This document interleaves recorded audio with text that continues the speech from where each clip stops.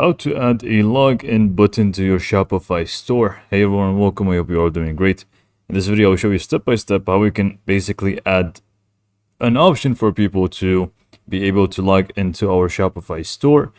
Now, there are going to be two different login methods, and we will talk about that. But basically, what we're trying to achieve here is if we open up our Shopify store here, you have the search option and we also have the cart.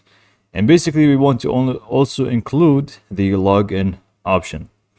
Now, it's actually fairly simple, and it's not really going to be too complicated. So let's just go ahead and show you how to do so.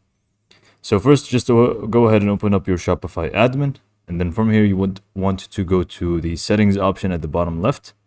Click on that. And then here you have plenty of options to choose from. You want to go for customer accounts. Now, once you click on customer accounts, it's going to be the first option here, which is login links. So here you can just go ahead and turn on the login links. As you can see here, show login links.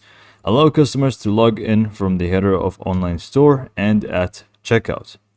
So here we can just go ahead and turn this on, and this is going to be the option that we are looking for.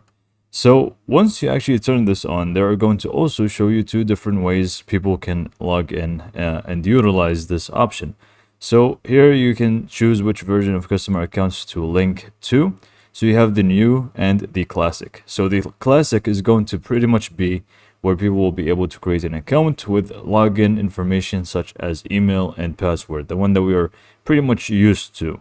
But for the new one, it's pretty much a one-time code sent to their emails, and then they can just go ahead and log in through that. It's more like the sign in with Gmail option or Google option that you also get to see nowadays in other platforms. It's almost the same. So it's completely up to you, whichever one that you actually want. So if you want it to be the classic one where people will have to enter their email or and password, if that's the one that you want, you can just go ahead and click on that and then click on switch to classic customer accounts. And now that's pretty much saved there for you. Or if you want it to be the new one, you can feel free to also switch to that as well. Now here you also have new customer accounts. You can simply look through these settings if you want.